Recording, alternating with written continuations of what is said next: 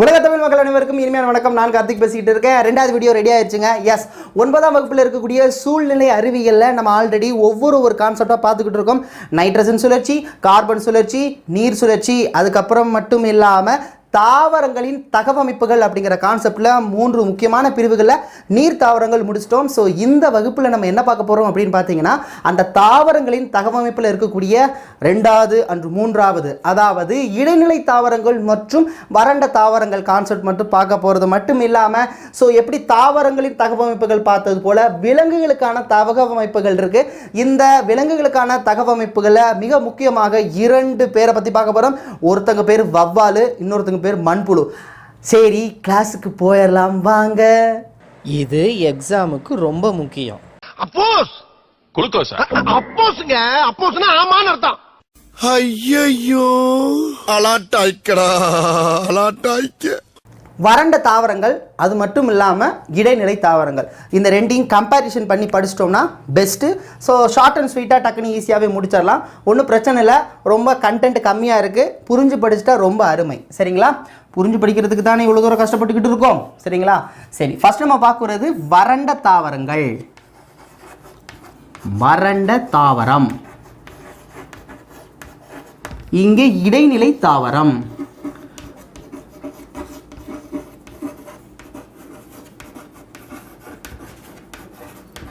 முதல்ல இந்த வறண்ட அப்படின்னா தெரிஞ்சிடும் நமக்கு. வறண்டனா என்ன? நீர்நிலைகளில் மிக குறைவாக இருக்கக்கூடிய நீர்நிலைகள், மிக முக்கியமாக பாலைவனங்களில் வளரக்கூடிய தாவரங்களை நம்ம வறண்ட தாவரங்கள் என்று அழைக்கிறோம். அடடா, கிளியர். ஸோ இடைநிலை தாவரம்னா நல்லா கவனிச்சுக்கோங்க, அதிகமான நீரையும் இல்லாமல் இல்லை மிக குறைந்த நீரையும் இல்லாமல் இடைப்பட்ட அளவு நீர்ப்பகுதியில் வளரக்கூடிய தாவரங்களை நாம் இடைநிலை தாவரங்கள் என்கிறோம் அப்படின்னு கிளியராக சொல்லியிருக்கிறாங்க. இந்த முதல்ல டெஃபினிஷன் முதல்ல கிளியராக புரிஞ்சுக்கணும். ஓகே, ஸோ இப்போ வறண்ட தாவரங்கள், இடைநிலை தாவரங்களில் ஒன் பை ஒன்றா பார்க்க போகிறோம். சரி, இந்த வறண்ட தாவரங்களில் என்ன பிரச்சனை? அதிலே இருக்குது, நீர் தான் பிரச்சனை.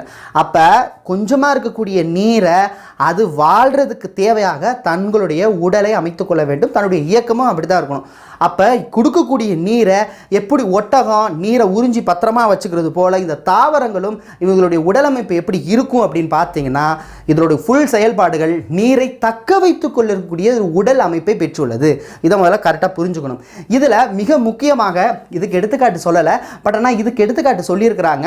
அந்த எடுத்துக்காட்டு என்னன்னு சொன்னதுக்கப்புறம் அதில் இருக்கக்கூடிய ஸ்பெஷல் கேரக்டர் பார்த்தோம்னா இந்த கான்செப்ட் முடிஞ்சு போச்சு.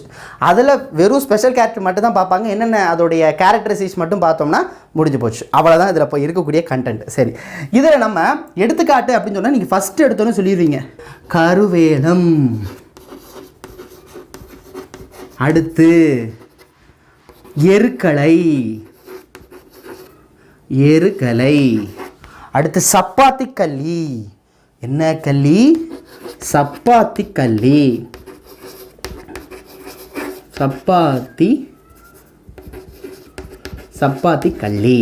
சரி, இந்த கருவேலத்துக்கு ஒரு நேம் இருக்குது, எருக்கலைக்கு ஒரு நேம் இருக்குது, சப்பாத்தி கல்லிக்கு ஒரு நேம் இருக்குது. அதை நம்ம தெரிஞ்சுக்கணும். கிளியரா? புரியுதா? சரி, கருவேலத்துக்கு என்ன சொல்கிறாங்க? அதேசியா. என்னது? ஆமாம், அதே கருவேல மட்டத்தை வெட்டணும், அதேசியா. அடுத்து சப்பாத்தி களி, ஓபன்சியா. என்ன சியா? ஓபன்சியா. நேம் கேட்கலாம். ஸோ கீழே கொடுக்கப்பட்டுள்ள எது வித்தியாசம்னு சொல்லிட்டு இந்த 3ஐயும் கொடுத்துட்டு வேறு ஏதாவது கொடுத்துருவாங்க. ஸோ இதுக்கு இதுதான் முதல்ல தெரிஞ்சுக்கணும். எருக்கலைக்கு பேர் என்ன அப்படின்னு பார்க்க போகிறோம். ஸோ எருக்கலைக்கு காலோட்ரோபிஸ். என்னது? காலோட்ரோபிஸ்.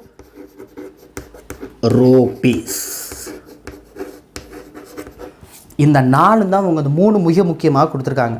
இதில் சோற்று கற்றாழை கூட வரும். இந்த சப்பாத்திகளில் சோற்று கற்றாழை கூட வரும். சரிங்களா? இது மிக முக்கியமான எடுத்துக்காட்டு. சரி, ஃபஸ்ட்டு இதோடைய கேரக்டர் எப்படி இருக்கும் அப்படின்னா, எல்லாமே நீர் சம்மந்தப்பட்டது தான் வந்திருக்கும். அப்படியே அழகழகாக சொல்லிடலாம். ஃபஸ்ட்டு, நீரை உறிஞ்சும் தன்மை கொண்டது ஒன்று. அடுத்து, அப்படி உறிஞ்சக்கூடிய நீரை அதனுடைய பாகங்கள் இல்லை உறுப்புகள் சேர்த்து கொள்ளக்கூடிய அல்லது சேமித்து வைக்கக்கூடிய ஒரு பாகங்களை கொண்டிருக்கும். 2. சரி, நீர் இருந்துச்சுன்னா மேக்ஸிமம் 2 விஷயம் நடைபெறும். ஒன்று நீராவி போக்கு. அப்போ நீராவி போக்கை அது குறைக்கணும். 3. அடுத்து 4, குறைந்த அளவே நீரை பயன்படுத்தும். 4 முடிஞ்சு போச்சு. ஸோ நீரை உறிஞ்சும், அந்த உறிஞ்சுற நீரை சேமித்து வைக்கும், நீராவி போக்கை குறைக்கும், குறைந்த அளவே நீரை உபயோகப்படுத்தும். இந்த 4 தான் இதில் முக்கியமான தகவமைப்பு அப்படின்னு சொல்லி முடிக்கிறாங்கங்க. ஸோ இது எல்லாத்துக்குமே ஒரு ஸ்பெஷல் கேரக்டர் இருக்குது. அதாவது ஒவ்வொன்றுக்கும் ஒரு ஸ்பெஷல். அந்த ஸ்பெஷல் என்னென்னு பார்த்துட்டோம்னா அந்த கண்டென்ட் முடிஞ்சு போச்சு. சரிங்களா? என்னென்ன ஸ்பெஷல் அப்படின்னு பார்த்துடலாமா? சரி, இப்போ ஃபஸ்ட்டு 1 by 1 சொல்லிடுறேன். சரிங்களா?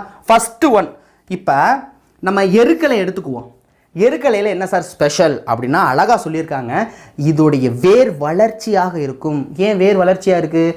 ஏன்னா வேர் அதிகளவு வளர்ச்சியாக இருக்கும் பொழுது அந்த வேர்களில் நீர் அடுக்குகள் காணப்படுகிறது. எதில்?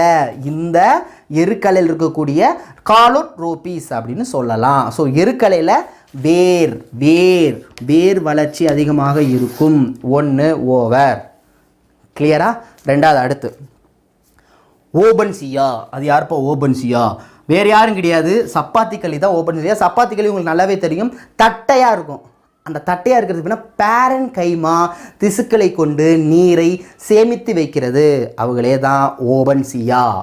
நீரை சேமித்து வைக்க பேரன் கைமா இல்லை பேரன் கைமா திசுக்களால் நீரை சேமித்து வைக்கக்கூடிய வறண்ட நிலத்தாவரம் எது? ஓபன்சியா, சப்பாத்தி களி சொல்லலாம். சரி, அடுத்து மெழுகு பூச்சு கொண்டு, அதாவது தங்களுடைய இலைகளில் மெழுகு பூச்சு திசுக்களால் ஆனது. மெழுகுப்பூச்சு திசுக்களால் ஆனது.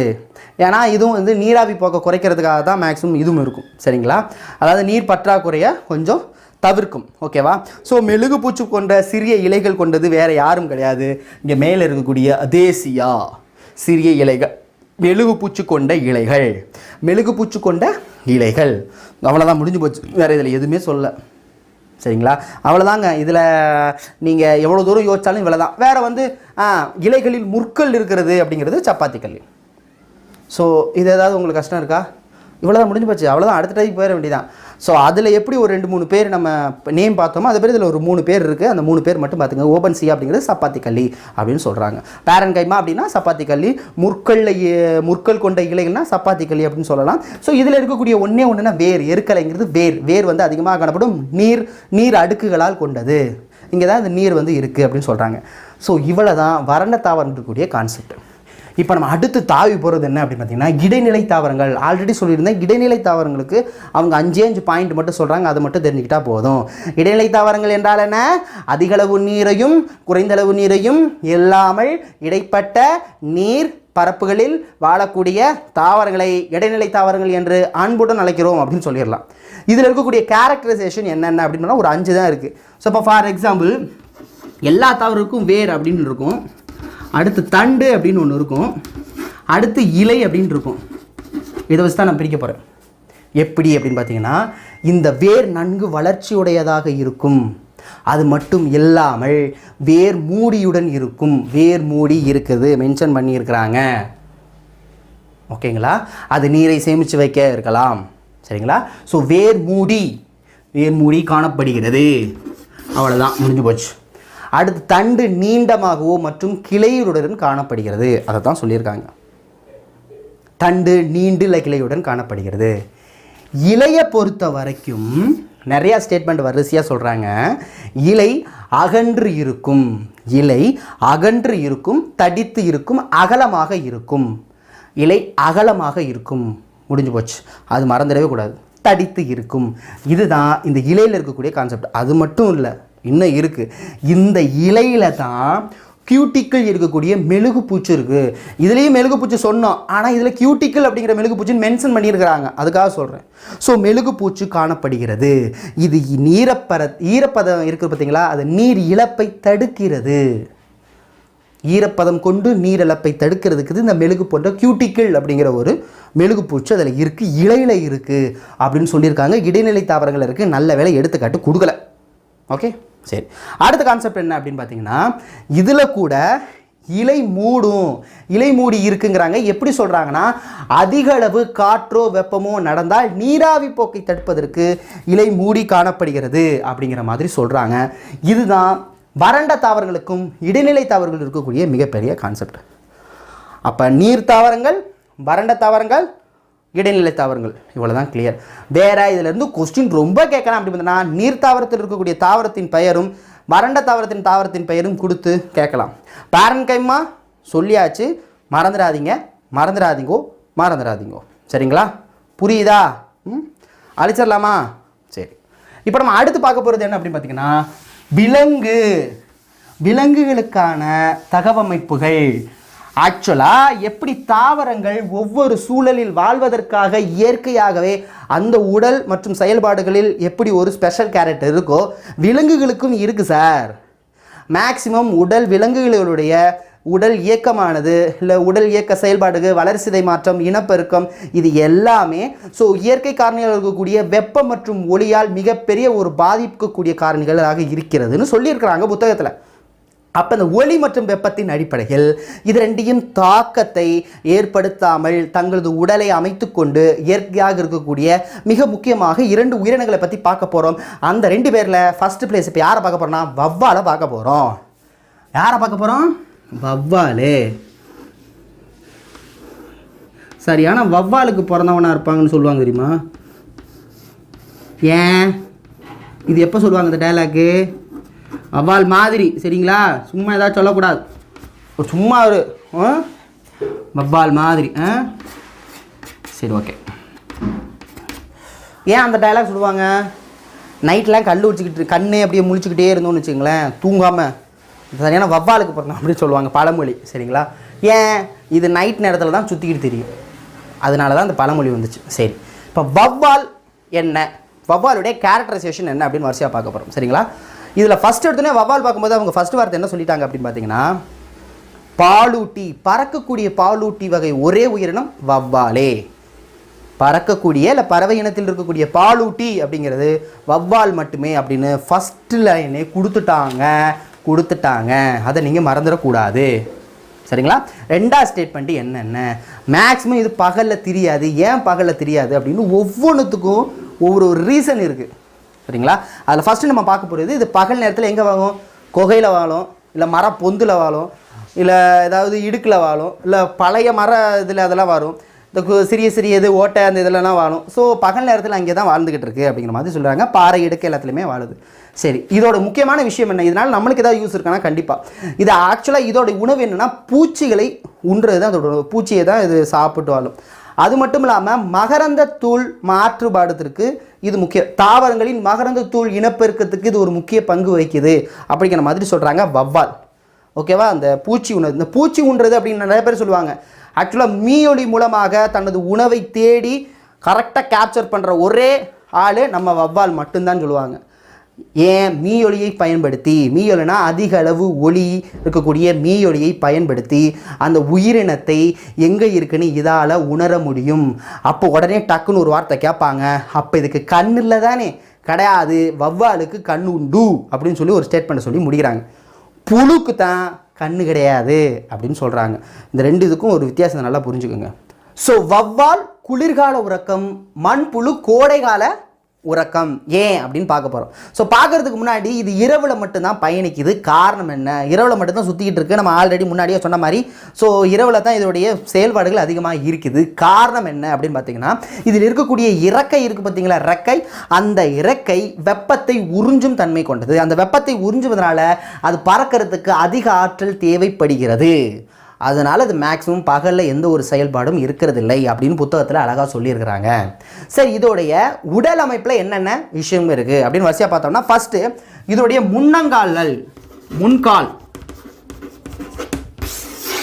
இதோடைய முன்கால் எப்படி இருக்குது அப்படின்னா, அதுதான் இறக்கையாக மாறிக்குது, பறக்கிற இறக்கையாக மாறிக்கிறது. சரிங்களா? பின்னங்கால் என்ன இருக்குது அப்படின்னு பார்த்தீங்கன்னா, பின்னங்கால் தான் நமக்கு தசை நார்களால் இருக்குது. பின்னங்கால் தான் தசை நார்கள். பின்னங்கால் தசை நார்கள் அதுக்கு எதுக்கு அப்படின்னா, நீங்கள் பார்த்தீங்கன்னா தலைகீழாக தான் தூங்கும்.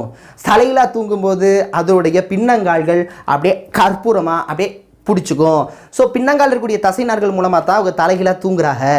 சரிங்களா? பறக்கிறதுக்கு ரெக்கை முன்னங்காலுக்கு தான் ரெக்கையாக மாற்றப்பட்டுள்ளது அப்படிங்கிற மாதிரி அழகாக சொல்லியிருக்கிறாங்க. இதுதான் இருக்கக்கூடிய முக்கியமான விஷயம். அது மட்டும் இல்லாமல் இந்த விரல்கள், முன்னில் இருக்கக்கூடிய விரல்கள் இருக்கக்கூடிய சவ்வு இருக்குது, சவ்வுகளால் இணைக்கப்பட்டிருக்கும். அது விரல் இடைச்சவ்வு அப்படின்னு சொல்கிறாங்க. என்ன சவ்வு? விரல் இடை சவ்வு என அழைக்கப்படுகிறது அப்படின்னு அழகாக கொடுத்துருக்குறாங்க. பின்னங்கால்கள் இதால் சொல்லிட்டேன், முடிஞ்சு போச்சு. இது இருக்கக்கூடிய வால், பின்னாடி வால் இருக்கும். அந்த வால் எதுக்கு அப்படின்னு பார்த்தீங்கன்னா, இதோடைய இயக்கத்தை கட்டுப்படுத்த. வால் எதை? இயக்கத்தை கட்டுப்படுத்த வால் அப்படின்னு சொல்லி முடிக்கிறாங்க. சரிங்களா? வவ்வாலுடைய மொத்தமாக ஸ்ட்ரக்சர் இவ்வளோ தான் சொல்கிறாங்க. என்ன சார் சொல்கிறாங்க? முன்னங்கால் இறக்கையாக மாறுகிறது, முடிஞ்சு போச்சு. வால் எதற்கு பயன்படுது? இயக்கத்தை சீரெடுக்க, இல்லை இயக்கத்தை கட்டுப்படுத்த. ஓகேங்களா? வால் இதுக்கு தான் யூஸ் ஆகுது. ஸோ பின்கால்கள் தான் தசைநார்கள் இருக்குது, அதுதான் தூங்குறதுக்கு, தலையில் தூங்குறதுக்கு ஃபாலோ பண்ணுறாங்க. இதில் அடுத்து நம்ம பார்க்கறது என்ன? குளிர்கால உறக்கம். ஏன் இது குளிர்கால உறக்கம் சொல்கிறாங்க? நல்லா கவனிச்சுக்கோங்க. வவ்வால் குளிர்கால உறக்கத்தை ஃபாலோ பண்ணுறது, மண்புழு கோடைகால உறக்கத்தை ஃபாலோ பண்ணுது. அப்படின்னா என்ன அர்த்தம்னா அதில் எந்த ஒரு செயலற்ற நிலையில் அதில் இருக்கும். இது ஏன் குளிர்கால உறக்கத்தில் இருக்கிறது அப்படிங்கிறதுக்கு நம்ம ஆன்சர் பார்க்க போகிறோம். சரிங்களா? ஃபர்ஸ்ட் பாயிண்ட், இந்த இடத்துல இந்த குளிர்காலத்தில் அதோட வளர்சிதை மாற்றம் குறைவாக இருக்கும். அதனால் உடலில் வெப்பம் குறைவாக இருக்கும். ஏன்னா குளிர்காலத்தில் வெப்பம் இருக்காது. குளிர்காலத்தில் வெப்பம் இருக்காதனால கண்டிப்பாக இதோட வளர்சிதை கம்மியாக இருக்கும். அதனால் செயலற்ற நிலையில் இருக்கும் அந்த காலகட்டத்தில். அதனால் இது மேக்சிமம் எந்த ஒரு பணியும் ஈடுபடாது அப்படின்னு சொல்லியிருக்காங்க. அதனால் மற்ற விலங்குகளை காட்டிலும் இது உள் வெப்பநிலையை, தனது உடலில் இருக்கக்கூடிய உள் வெப்பநிலையை குறைத்து கொள்கிறது அப்படின்னு சொல்கிறாங்க. இது மிக மிக முக்கியமான பாயிண்ட். சரிங்களா? அடுத்த பாயிண்ட் என்ன அப்படின்னு பார்த்தீங்கன்னா, மிக முக்கியமாக உள் வெப்பநிலை குறைக்கிறது அப்படின்னு பார்த்துட்டோம். செயல்திறனை குறைக்கிறது. செயல்திறனை குறித்து சக்தியை பெருக்கிறது. ஏன்னா செயல்திறனை குறைக்கக்கூடிய அதோடைய கேப்பபிலிட்டியை ஃபாலோ பண்ணுது. இது குளிர்கால உறக்க விலங்கு உயிரினம்னு சொல்லலாம். அதுக்கு கோடை காலம் அது பார்ப்போம். சரிங்களா? கோடை காலம் அதுக்கு தண்ணி இல்லை, நகி, தண்ணி இல்லாமல் ஒன்றும் பண்ண முடியாது. அப்படியே மண்ணுக்குள்ளே போய் புதஞ்சிருவாங்க. சரிங்களா? சரி, ஓகே, ஃபைன். ஸோ அடுத்து என்ன? உணவுனா மீயொலி. ஆல்ரெடி நான் சொல்லிட்டேன். மீயொலி மூலமாக உணவை தேடி இது குடிச்சிக்குது. கண்ணு கிடையாதுன்னு சொல்லுங்க, கண்ணு இருக்குதுக்கு. சரிங்களா? அது ஒரு மிக முக்கியமான பாயிண்ட். ஸோ இவ்வளோ தான் வவ்வால் சம்மந்தப்பட்டது. வவ்வால் சம்மந்தப்பட்டதில் நம்ம இப்போ என்ன பார்த்தோம்? வவ்வால் பறவை இனத்திலேயே பாலூட்டில் இருக்கக்கூடிய ஒரே பறவை இனம் அப்படிங்கிற மாதிரி பார்த்தோம். இது குளிர்கால உறக்கம்னு பார்த்தோம். இதோடைய ஸ்ட்ரக்சர் என்னன்னு பார்த்தோம். இதோட கேப்பபிலிட்டி அப்படின்னு பார்த்தீங்கன்னா மீயொலி உபயோகப்படுத்தி உணவை ஃபாலோ பண்ணுது. அது மட்டும் இல்லாமல் பூச்சிகளை உண்டு மட்டும் இல்லாமல் தாவர மகரந்த இனப்பெருக்கத்துக்கு இது முக்கிய பங்கு வகிக்கிறது அப்படின்னு சொல்லி வவ்வாலை பற்றி முடிக்கிறாங்க. சரிங்களா? ஓகேவா? சரி, அடுத்து நம்ம பார்க்க போகிறது அப்படின்னா மண்புழு. சரிங்களா?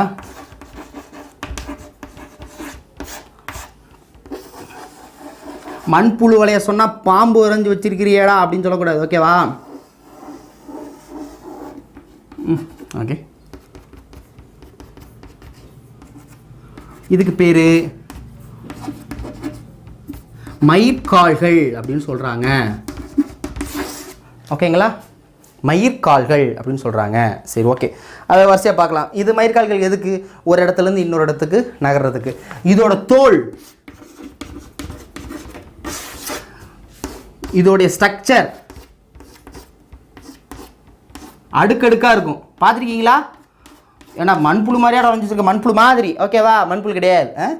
ஸோ அடுக்கடுக்காக இருக்கும். கண்டங்களாக பிரிக்கப்பட்ட உடலமைப்பை கொண்டுள்ளது. சரி, இதை பற்றி ஏன் படிக்கிறோம்? இது அப்படி என்னத்தை நம்மளுக்கு இருக்குன்னா, இதுதான் எல்லாமே இயற்கை உரம். இதனால தான். ஸோ இதோடைய கேப்பபிலிட்டி என்ன, இதனால் என்ன நடக்குது அப்படின்னு பார்த்தீங்கன்னா, நான் ஃபுல்லாக கதையை சொல்லிடுறேன். அதுக்கப்புறம் இதில் இருக்கக்கூடிய பாயிண்ட்ஸை பார்ப்போம். இது என்ன பண்ணுது? மண்ணுக்குள்ளே போகுது. இந்த மண்ணுக்குள்ளே போகிறதுனால மண்ணில் இருக்கக்கூடிய கேப்பை உருவாக்குது. ஸோ மண்ணுக்குள் இருக்கக்கூடிய இடைவெளி இருப்பதால் நீர் அங்கே உள்ளே போகிறதுக்கு காரணமாக இருக்கிறது. அங்கே காற்று சுவாசத்தின் மூலமாக உள்ளே போய் நீர் சத்தை அதிகப்படுத்துது. அது மட்டும் இல்லாமல் இது இங்கே மண்ணுக்குள்ளே நுழைஞ்சு இது விட்ட கழிவுகள், அதாவது இது பயன்படுத்தி விட்ட கழிவுகள் தான் நமக்கு உரமாக பயன்படுத்தப்படுகிறது அப்படின்னு சொல்கிறாங்க. அதுதான் உண்மை. ஸோ அதுதான் புழு இருக்கக்கூடிய மண் ஒரு வளமிக்க மண்ணாக கருதப்படுகிறது. ஏன்னா அதில் நைட்ரஜன் அதிகமாக இருக்கிறது. ஓகேவா? கிளியரா? இது ஒரு மிக முக்கியமான காரணம். ஸோ எங்கெங்கே கேப் இருக்கோ, புரிகிற மாதிரி சொல்லணும்னா, இல்லாத ஒரு இடத்துல மண்புழு இருந்துச்சுன்னா அந்த மண்ணில் கேப் விடுமா? நீர் போகிறதுக்கான ஒரு வழியை அதை அமைச்சு கொடுக்குதா? ஓகேவா? அது மிக முக்கிய பங்கு வகிக்குது. சரிங்களா? ஒவ்வொன்றுக்கும் ஒரு விஷயம் இருக்குது, இல்லாமல் அது இருக்காது. ஸோ ஒரு இடத்துல இன்னொரு இடத்து மூவ் ஆகிறதுக்கு இதுதான். சரிங்களா? சரி, இந்த தோல் அப்படிங்கிறது கோலை பொருளால் ஆனது. அப்படின்னா வலுவலுன்னு இருக்கும், தெரியுங்களா? அதான் ஏன் வலுவலுன்னு இருக்குது, அதுதான் நீர் சத்தை எப்போதும் உருவாக்கி கொள்ளும். சரிங்களா? சரி, பார்க்கலாம், வரிசையை பார்க்கலாம். கோழைப்பொருள் அப்படின்னு சொல்லியிருக்காங்க. ஸோ ஃபஸ்ட்டு மண்புழு, இது வந்து அன்னிலிடா அப்படின்னு ஒரு வகையை சேர்ந்த. அன்னிலிடா அப்படின்னா பல கண்டங்கள் கொண்ட வலைத்தசை புழு வகையை சேர்ந்தது. அன்னிலிடா. என்ன லீடா? அன்னிலிடா. அன்னிலிடா அப்படின்னு சொல்கிறாங்க. ஓகே, அன்னிலிடா வலைத்தசை கொண்ட பல கண்டங்களால் கொண்ட வலைத்தசை புழு வகையை சார்ந்தது. ஓகே, இது வந்து இறந்த கரிம பொருளை தான் உணவாக கொள்ளும், மண்ணுக்கடியில் தான் வாழும். நல்லா தெரியும், நல்லா கவனிச்சுக்கோங்க. அது குளிர்கால உறக்கம், இப்போ கோடைக்கால உறக்கம். செம்ம டெம்பரேச்சர் இருந்தால் அவங்களால் இருக்கவே முடியாது, நேராக மண்ணுக்குள்ளே ஓடி போய் ஒளிஞ்சுக்குவாங்க. சரிங்களா? அதை பார்த்துக்கோங்க. ஸோ நைட்ரஜன் அதிகப்படுத்துறது இது பயன்படுத்திய கழிவு மண்ணை, இதை பயன்படுத்தி விட்ட கழிவு மண்ணை புழு விலக்கிய மண் அப்படின்னு சொல்கிறாங்க. இதில் அதிகமாக நைட்ரஜன் இருக்கிறது, அதான் வளத்தன்மைக்கு அதிகமாக காணப்படுகிறது. மண்ணுக்குள்ளே காற்று போகிறதா இருக்கும் சொல்லிட்டு அது நீர் தேக்கிறதுக்கும் சரி, கரிம பொருளை உருவாக்குறதுக்கு இது முக்கிய பங்கு வகிக்கிறது. பயிர் பெருக்கத்துக்கு இயற்கை தாவரமும் உரமாக இது பயன்படுத்தப்படுகிறது. சரி, அடுத்து உடல். உடல் அப்படின்னா ஸ்ட்ரீம்லைன் பாடி அப்படின்னு சொல்கிறாங்க. ஒழுங்கமைக்கப்பட்ட உடல். உடல் கண்டமாக நீளமாக உருண்டை இல்லை நீள்வட்டத்தில் இருக்கும், அல்ல கண்டங்களாக இருக்கிறது. கண்டம், இதெல்லாம் ஒரு கண்டம் அப்படின்னு சொல்கிறாங்க. ஓகேவா? Okay, fine. ஸோ தோல் ஆல்ரெடி சொன்னேன், கோழை பொருள் அப்படிங்கிற மாதிரி சொன்னேன்னா அதை தான் சொல்லியிருக்காங்க, கோழை பொருள். சரிங்களா? எந்த பாயிண்ட்டு மிஸ் பண்ணிடக்கூடாது, அதுக்கு தான் இல்லை கதை மாதிரி சொன்னால் முடிச்சிடலாம், ஒரு பாயிண்ட் மிஸ் பண்ணிடக்கூடாது. அப்புறம் வந்து இது எது, இந்த தோல் கோழை பொருளாக இருக்கனால மண்ணெல்லாம் ஒட்டிக்காது. மண் ஒட்டாமல் இருக்கிறதுக்கு இது ஒரு முக்கிய பங்கு வகிக்குது அப்படின்னு சொல்கிறாங்க. சுவாசம், ஈரப்பதம், இதெல்லாம் ரொம்ப முக்கியமான ஒரு பங்கு வகிக்குது இது. ஸோ இது மூலமாக தான் இது சுவாசிக்குது, தோல் மூலமாக தான் இது சுவாசிக்குது.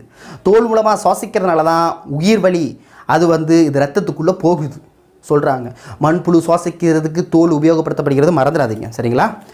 ஓகே, அடுத்து வலை. இது உடல் வளையங்கள் வட்டமாகவோ, உடல் வளையங்கள் வளையமாக இருக்கும், அது வட்டமாகவோ நீள்வட்டமாகவோ இருக்கும் அப்படின்னு சொல்கிறாங்க. ஸோ பார்த்துக்கோங்க. சரிங்களா? சரி, அடுத்து இது வந்து தூரிகை இருக்குன்னு சொல்கிறாங்க. அந்த தூரிகையை தான் அவங்க மயிர்கால்கள் அப்படின்னு சொல்கிறாங்க. அதான் மயிர்கால்கள்னு இடப்பயிற்சி, ஒரு இடத்துலேருந்து இன்னொரு இடத்துக்கு இடப்பயிற்சி செய்ய பயன்படுத்தப்படுகிறது. இதுவும் பேசிக்ஸ் தான். வேறு நான் ஆல்ரெடி சொன்ன மாதிரி கோடை கால உறக்கம் அப்படின்னு சொல்கிறாங்க. ஏன் அப்படின்னு பார்த்தீங்கன்னா, கோடை காலத்தில் இது ஆழமான பகுதிக்கு போயிடுது. ஆழமான பகுதிக்கு போய் இந்த கோலை இருக்குது பார்த்தீங்களா, தோல் இருக்கக்கூடிய அந்த கோலை சுரந்து நீர் இழப்பை தவிர்க்கிறது. அவன் நீர் வேணும், கோடை காலத்தில் நீர் எனக்கு வேணும் தம்பி. அப்போ நீர் இழப்பை தவிர்க்கிறதுக்காக தோல் வந்து அந்த கோழை பொருளை சுரக்கிறது அப்படின்னு சொல்கிறாங்க. மேக்ஸிமம் இது வாழ்கிறதுக்கான டெம்பரேச்சர் அப்படிங்கிறது 60 to 80 ஃபாரன்ஹீட் அப்படின்னு சொல்கிறாங்க. டிகிரி செல்சியஸில் ஃபாரன்ஹீட் 60 to 80 ஃபாரன்ஹீட் சொல்கிறாங்க. அது மட்டும் இல்லாமல் இரவில் நடமாடும் உயிரினம். இவங்க இரவில் தான் நடமாடுவாங்கன்னு சொல்கிறாங்க. ஓகேவா? இரவில் தான் நடமாடுவாங்களாம். ஏன்னா ஒளி அதிக அளவு இருக்கக்கூடியது அது உணர முடியும், உணர்ந்து அதற்கு எதிராக இது செயல்படுகிறது. அதை அழகாக சொல்லியிருக்காங்க. ஒளி அதிகளவு உணரும் திறன் கொண்டது. இதுக்கு கண்ணு கிடையாது, மண்புழுக்கு கண்ணு கிடையாது, வவ்வாலுக்கு கண்ணு உண்டு. ஸோ உடல் செல், இதை உடலில் இருக்கக்கூடிய ஒரு வகையான செல் இதை உணர்கிறது. ஸோ இவ்வளோ தான். ஸோ கான்செப்ட் இவ்வளோ தான். ஸோ நம்ம என்ன பார்த்தோம் இப்போ, அதாவது தாவரத்தில் இருக்கக்கூடிய மிக முக்கியமாக 2 தாவரங்கள் பார்த்தோம். அது என்ன வகையான தாவரங்கள்? ஒன்று வந்து இடைநிலை தாவரங்கள், இன்னொன்று வறண்ட தாவரங்கள். ஸோ விலங்குகளின் தகவமைப்புகளை மண்புழு பார்த்தோம், இந்த சைடு வவ்வால் பார்த்தோம். ஸோ இவ்வளோ தான் இந்த கான்செப்ட் பார்த்தோம். இதுக்கு அடுத்து இந்த 9th ஸ்டாண்டர்டில் இருக்கக்கூடிய நீர் பாதுகாப்பு எல்லாருக்கும் தெரிஞ்ச கான்செப்ட் தான். கண்டிப்பாக நீங்கள் ஒரு தடவை ரீட் பண்ணாலே போதுமானது. ஸோ அதுக்கு மட்டும் இல்லாமல் இயற்கை மற்றும் இயற்கை வளங்களை பாதுகாக்கக்கூடிய இல்லை அங்கீகரிக்கப்பட்ட அமைப்பு அப்படின்னு ஒன்று இருக்குது. ஸோ அதில் இருக்கக்கூடிய முக்கியமான கண்டென்ட்டை நான் நெக்ஸ்ட் வீடியோவில் அதோட இமேஜ் வச்சு உங்களுக்கு அழகாக சொல்லிடுறேன். ஏன்னா அதில் பாயிண்ட்ஸ் மட்டும் இருந்தால் போதும், வேறு புரிஞ்சுக்கிற மாதிரி வேறு ஒன்றும் கிடையாது. அதில் கண்டென்ட் மட்டும் இருக்குது. அதை மட்டும் உங்களுக்கு அடுத்த வீடியோவில் உங்களுக்கு அழகாக சொல்லி முடிச்சிடுறேன். ஸோ ஆக மொத்தம் நம்ம 9ஆம் வகுப்பு அக்கு வேறு ஆணி வேறு எல்லாம் பிரித்து பார்த்தாச்சு, மண்புழு அடுக்கடுக்காக இருக்கிற மாதிரி. ஸோ இவ்வளோ தூரம் கஷ்டப்படுறது எதுக்கு? நீங்கள் படிக்கணும் தான். தயவு செஞ்சு டெஸ்ட் பேட்சில் இருக்கிறவங்க நல்லா அழகாக புரிஞ்சு படித்து நோட்ஸ் எழுதிட்டு டெஸ்ட் எழுதுங்க. ஒரு கான்செப்டை படித்தா தரவாக படிங்கோ. ஸோ அழகாக 9ஆம் வகுப்பு இருக்கக்கூடிய சுற்றுச்சூழல் அறிவிகள் வெற்றிகரமாக முடிச்சாச்சு. அதில் ஒரே ஒரு இருக்கக்கூடியது வீடியோ, அடுத்த வீடியோ உங்களுக்கு அப்லோட் ஆயிரும். Thank you so much. மீண்டும் சந்திக்கலாம். சந்திக்கும் உங்களிடம் விடைபெறுவது உங்கள் அன்பு சகோதரன் கார்த்திக். நன்றி, வணக்கம்.